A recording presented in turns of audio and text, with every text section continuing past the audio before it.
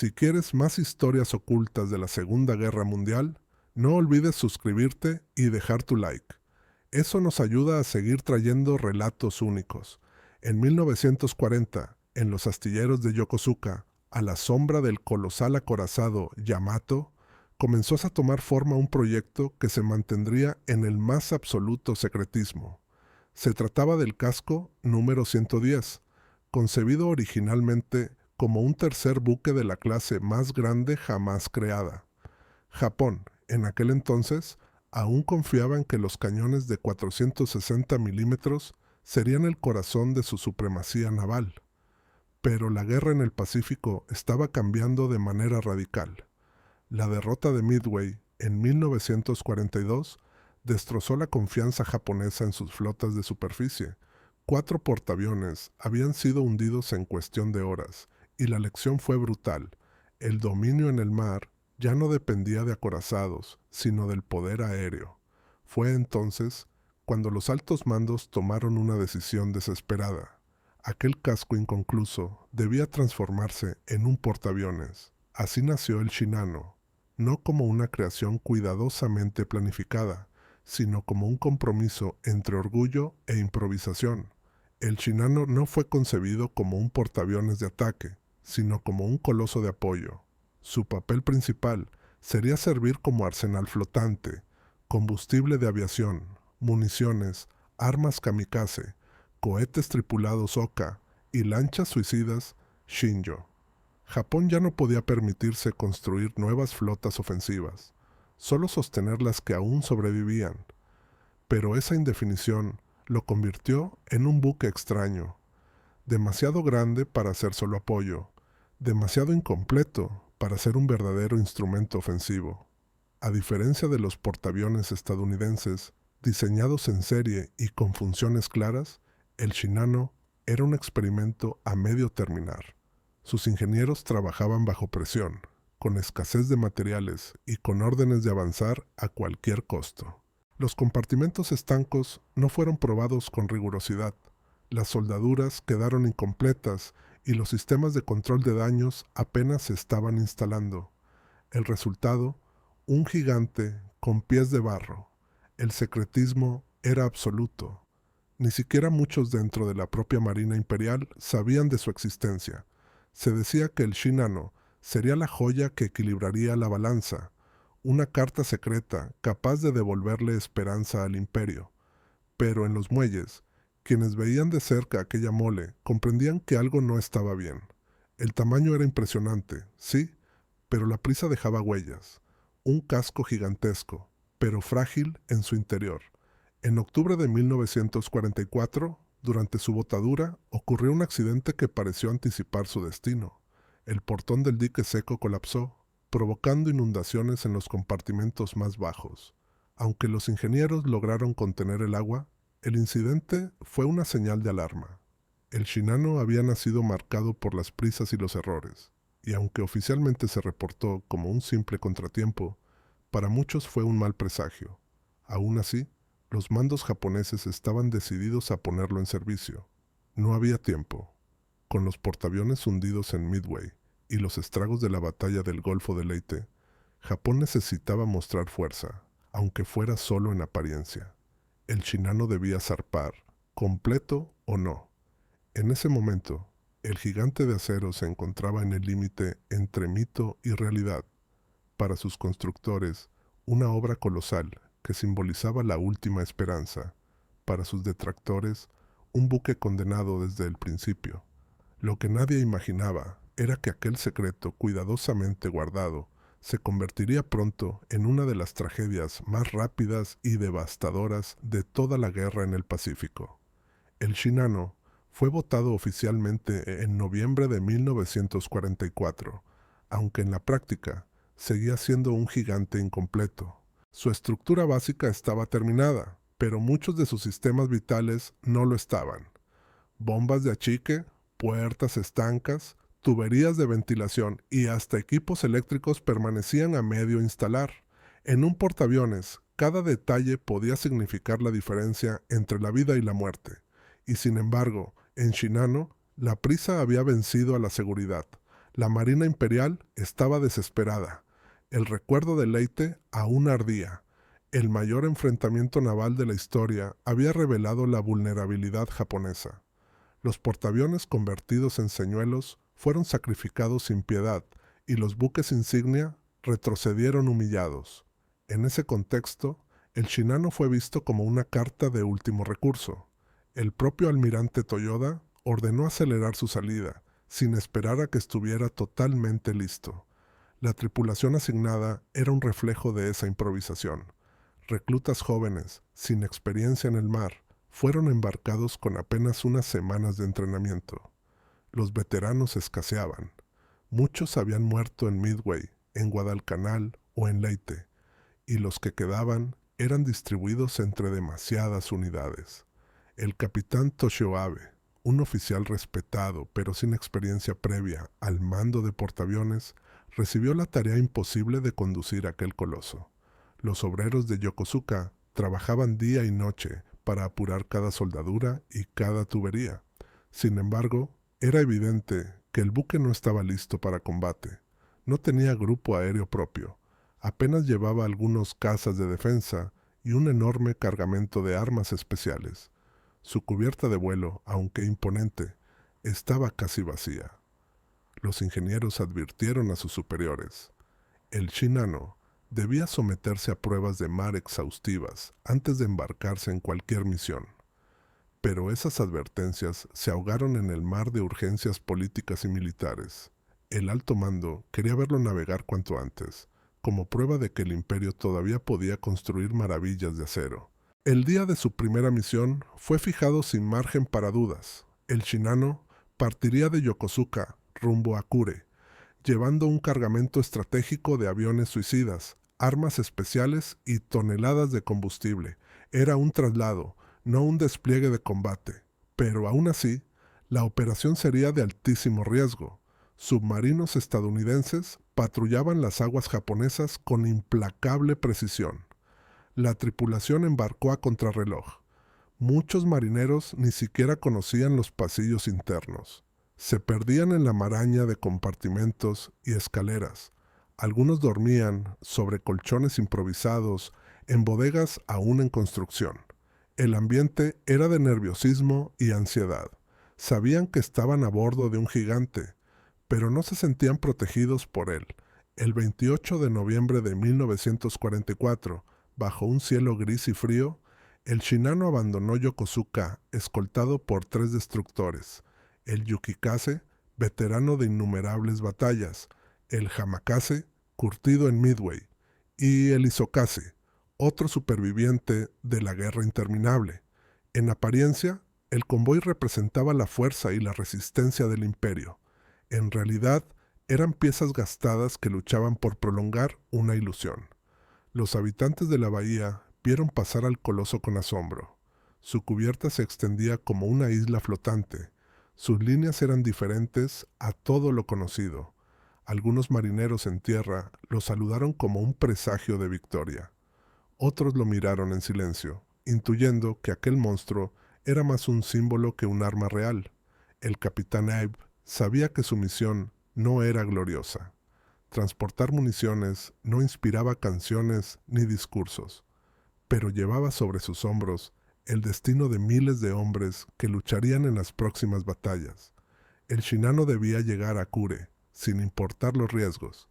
Esa noche, mientras la gigantesca silueta del portaaviones se alejaba hacia aguas abiertas, los destructores se desplegaron alrededor de él, como lobos protegiendo a un toro herido. Ninguno de los oficiales a bordo sospechaba que, en las profundidades cercanas, alguien ya había detectado su presencia y se preparaba para seguirlo. La historia del Shinano, que apenas comenzaba, estaba a punto de encontrarse con la de su cazador. La noche caía sobre el Pacífico cuando el Shinano se adentró en aguas abiertas. El coloso avanzaba lentamente, escoltado por sus 3 destructores, que cortaban las olas como lobos cansados, protegiendo a un animal demasiado grande para moverse con agilidad.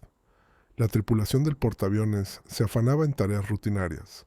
Algunos repasaban inventarios de armas, otros revisaban compartimentos que aún olían a pintura fresca, mientras los ingenieros luchaban contra fugas en las tuberías.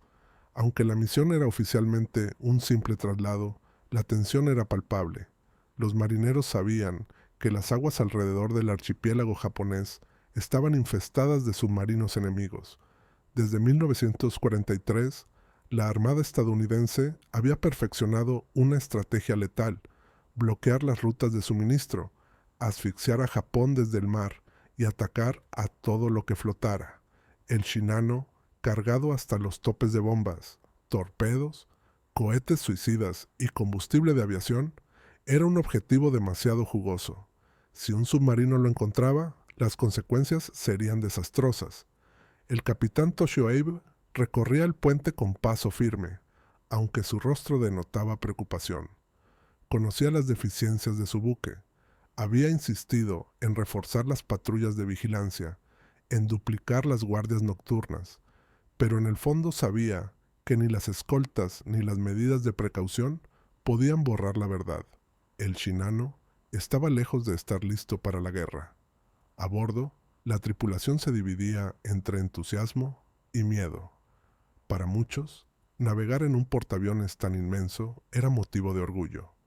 Otros, en cambio, no podían ignorar los rumores, que las puertas estancas no cerraban bien, que los equipos de emergencia eran insuficientes, que un golpe certero podría condenarlos a todos. Mientras tanto, bajo las olas, otro protagonista observaba en silencio.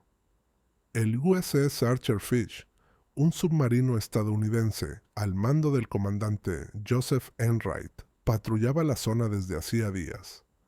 Enright había esperado pacientemente, siguiendo rutas conocidas de los convoyes japoneses, pero lo que apareció en su periscopio aquella tarde superó cualquier expectativa. Primero, la silueta de los destructores. Luego, emergiendo en la penumbra, el monstruo, una sombra alargada, inmensa, que se desplazaba con majestad torpe.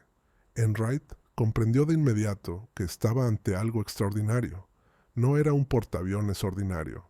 Su tamaño desafiaba todo lo visto hasta entonces. El Archer Fish comenzó a seguir al convoy con cautela. No podía acercarse demasiado. Los destructores eran letales cazadores de submarinos. Pero Enright sabía que tenía frente a sí una oportunidad única. Comunicó a su tripulación que aquel objetivo era prioritario, y la tensión en el submarino creció al instante.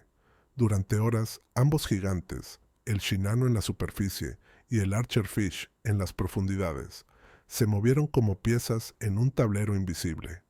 Cada giro del portaaviones, cada cambio de velocidad, era analizado con precisión quirúrgica por los hombres del submarino. A bordo del Shinano, nadie sospechaba que estaban siendo acechados. Los vigías escudriñaban el horizonte en busca de periscopios, pero la oscuridad y la inmensidad del mar eran aliados del cazador. El silencio del océano ocultaba el peligro que crecía bajo ellos. El convoy continuaba hacia el oeste, confiado en que su ruta era segura. Pero el Archer Fish no se rendiría. Enright había jurado que esa noche no dejaría escapar a aquel monstruo de acero.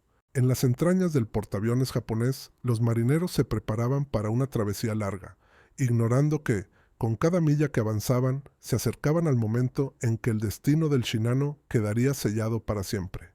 La noche del 28 de noviembre de 1944 avanzaba silenciosa, rota solo por el rugido de las máquinas del Shinano y el golpeteo de las olas contra su gigantesco casco. El convoy navegaba confiado, sin saber que bajo la superficie un cazador paciente medía cada movimiento. El USS Archer Fish, oculto en la penumbra del océano, mantenía su rumbo paralelo al del portaaviones japonés. El comandante Joseph Enright no apartaba el ojo del periscopio. La imagen era inconfundible. Un gigante navegaba hacia el oeste, lento, cargado, protegido por sus escoltas. Pero el instinto de Enright le decía que aquel buque no era un portaaviones cualquiera. Su tamaño era descomunal, su silueta distinta. Enright sabía que debía ser cuidadoso. Los destructores japoneses que escoltaban al Shinano eran expertos cazadores de submarinos. El Yukikase, en particular, tenía fama de invencible. Había sobrevivido a las batallas más duras del Pacífico. Si detectaban al Archerfish, el submarino sería arrasado con cargas de profundidad antes de tener oportunidad de atacar. A bordo del Shinano, la tripulación permanecía ocupada en tareas rutinarias. Algunos marineros jugaban a las cartas en compartimentos mal iluminados, otros intentaban dormir sobre literas improvisadas, mientras los ingenieros revisaban bombas de achique y válvulas que goteaban. Nadie sospechaba que estaban siendo vigilados. El capitán Abe, sin embargo, no estaba tranquilo. Caminaba una y otra vez por el puente, dando órdenes secas a sus oficiales. Insistía en que los vigías redoblaran la atención, que los destructores se mantuvieran alerta. Quizás era intuición, o tal vez simple nerviosismo al comandar un buque tan vulnerable. Pero ni siquiera él podía imaginar que, a escasos kilómetros, los torpedos del Archerfish ya estaban listos. En el submarino estadounidense, la tensión era insoportable. Los hombres se movían en silencio, cada sonido amplificado por el eco metálico del casco. El ingeniero jefe verificaba los tubos lanzatorpedos una y otra vez, mientras Enright esperaba el momento perfecto. Sabía que debía acercarse lo suficiente para asegurar los impactos, pero no tanto como para ser detectado. El juego de sombras continuó durante horas. El Shinano alteraba su rumbo de tanto en tanto, como si su capitán sospechara algo. Enright maniobraba con calma, manteniendo siempre la distancia necesaria. Cada cambio de curso era una oportunidad y un riesgo.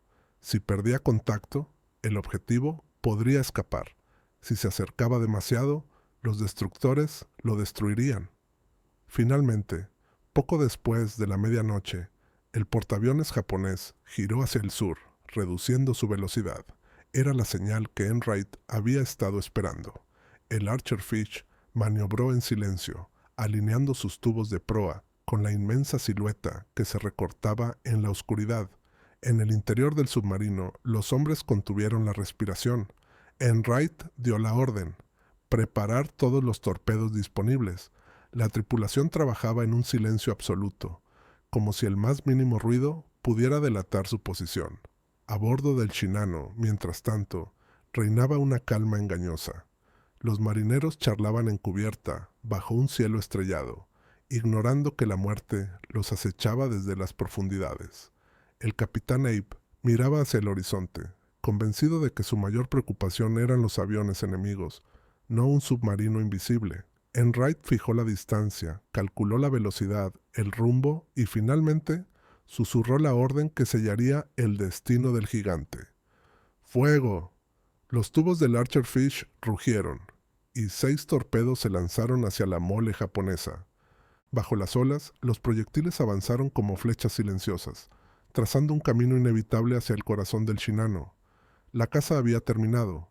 Ahora comenzaba el ataque. La madrugada del 29 de noviembre de 1944 estaba en silencio cuando el océano explotó. A las 3:17, 4 de los 6 torpedos del USS Archerfish encontraron su blanco. El Shinano tembló desde las entrañas hasta la cubierta de vuelo. Los hombres que dormían fueron arrojados de sus literas. Las luces parpadearon y un rugido metálico recorrió el buque, como si un monstruo invisible lo hubiera golpeado con furia. El impacto fue devastador. El primer torpedo abrió una brecha bajo la línea de flotación, a estribor, cerca de los compartimentos de maquinaria. El segundo y el tercero golpearon más atrás, dañando los sistemas de ventilación y tuberías de combustible. El cuarto explotó cerca de los tanques de almacenamiento de municiones y aviones kamikaze. En segundos, el coloso se convirtió en una trampa mortal. En cubierta, el caos fue inmediato. Marineros corrían en todas direcciones, algunos buscando extinguidores, otros intentando cerrar compuertas que ya no sellaban bien. El entrenamiento apresurado mostraba sus carencias. Los jóvenes reclutas no sabían qué hacer, confundían órdenes, gritaban desesperados. El capitán Abe ordenó reducir la velocidad y virar hacia la costa más cercana. Gritó que controlaran los daños, que sellaran compartimentos, que evitaran la propagación del fuego. Pero la realidad era cruel. Muchas de las puertas estancas nunca habían sido probadas, y las fugas de agua superaban cualquier intento de contención. Los destructores escoltas reaccionaron al instante, desplegando cargas de profundidad en busca del submarino atacante. Explosiones sacudieron el mar alrededor, pero el Archer Fish ya se había sumergido profundamente, alejándose con sigilo tras lanzar su golpe mortal. Enright sabía que había herido de muerte a su presa y no necesitaba arriesgar más. A bordo del Shinano, el desastre se multiplicaba. El agua inundaba compartimentos enteros, los sistemas eléctricos colapsaban y el combustible de aviación se filtraba en los pasillos, llenando el aire con un hedor sofocante. El miedo se apoderó de los marineros. Algunos intentaban salvar el buque con bombas manuales de achique, otros simplemente rezaban. Los ingenieros trataban de mantener las calderas en funcionamiento, pero la presión caía rápidamente. El gigantesco portaaviones empezaba a inclinarse a estribor. La cubierta de vuelo, tan majestuosa horas antes, ahora se torcía lentamente hacia el mar, como un animal herido que no lograba mantenerse en pie. El capitán Abe se negaba a rendirse. Con voz firme repetía que el Shinano debía llegar a Kure, que el imperio necesitaba a su coloso. Ordenó a los destructores escoltarlo y cubrirlo, mientras su propia tripulación luchaba contra lo imposible. Pero el destino ya estaba escrito. El Shinano llevaba en su interior todo aquello que podía acelerar su destrucción: toneladas de combustible, bombas, torpedos y aviones suicidas. Cada gota que se derramaba, cada chispa en los pasillos oscuros, era una amenaza de explosión masiva. Las horas siguientes fueron una batalla inútil contra la naturaleza y contra los errores humanos. El gigante japonés, orgullo secreto de la Marina Imperial, había sido alcanzado en su primera salida. Y aunque aún flotaba, la pregunta ya no era si sobreviviría, sino cuánto tardaría en sucumbir. El océano, paciente, esperaba su desenlace. El Shinano seguía avanzando lentamente hacia el oeste, pero su herida era mortal. Eran poco más de las 4:00 de la madrugada, y el coloso ya mostraba una escora peligrosa. El agua entraba sin control en los compartimentos de estribor, y las bombas de achique, insuficientes y mal instaladas, apenas podían retrasar lo inevitable. En la sala de control de daños, los oficiales intentaban mantener la calma. Ordenaban cerrar compuertas, redirigir energía, improvisar reparaciones con maderas y planchas metálicas, pero cada solución duraba minutos. Las fugas eran demasiado grandes, el acero mal soldado cedía, las juntas explotaban bajo la presión del mar, los marineros corrían de un lado a otro con cubos, trapos, mangueras que no funcionaban.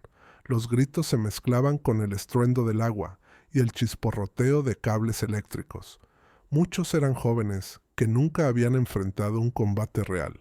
Su primera experiencia de guerra era luchar por no ahogarse dentro de su propio buque. El capitán Abe, en el puente, mantenía la compostura, pero su rostro era sombrío. Miraba el horizonte como si buscara una salvación que no existía. Ordenó a los destructores acercarse para escoltar aún más de cerca. El Yukikase y el Hamakase navegaban pegados al gigante moribundo, lanzando cargas de profundidad de vez en cuando, como si aún pudieran ahuyentar al enemigo invisible. Pero el enemigo ya se había ido. El Archer Fish estaba a kilómetros de distancia, en silencio, escuchando desde las profundidades. Enright sabía que había hecho historia. Mientras tanto, a bordo del Shinano, la tragedia crecía. El agua alcanzaba ya los compartimentos de los generadores. La electricidad fallaba en secciones enteras del buque, dejando a cientos de hombres en completa oscuridad. Algunos quedaron atrapados tras compuertas que se cerraron mal o que se deformaron por la presión. Los golpes de puños contra las planchas de acero se escuchaban en los pasillos. Los ingenieros insistieron al capitán en detener las calderas y evacuar, pero Abe se negó. Para él, abandonar el Shinano era una deshonra inaceptable. Creía que aún había una posibilidad de salvarlo, si lograban alcanzar la costa. Pero la costa estaba demasiado lejos, y cada minuto que pasaba el gigante se hundía más en su propia tumba líquida. La inclinación aumentaba gradualmente. 5 grados, 10, 15. La tripulación se aferraba a lo que podía mientras los pasillos se convertían en trampas inclinadas. Los que intentaban moverse resbalaban en el suelo cubierto de agua y combustible. El hedor del queroseno impregnaba todo. Hacia las 7:00, el Shinano ya se escoraba más de 20 grados. Era cuestión de tiempo. El capitán Eibe finalmente reunió a sus oficiales y comunicó la orden de evacuar. Muchos se sorprendieron. Hasta ese momento, había repetido sin cesar que el portaaviones debía ser salvado a toda costa. El caos se desató en cubierta. Los marineros corrían hacia las barandillas, lanzaban balsas al mar, se aferraban a maderas y restos. Los destructores comenzaron a recoger a los supervivientes, aunque la magnitud de la tragedia superaba cualquier esfuerzo. El Shinano, aún con toda su imponente estructura, ya no era un buque de guerra. Era un ataúd flotante que se resistía a ceder, pero que estaba condenado a hundirse en cuestión de horas. El capitán Eibe permanecía en el puente, observando a sus hombres saltar al mar embravecido. Había tomado una decisión. No abandonaría su buque. La agonía del gigante estaba llegando a su fin.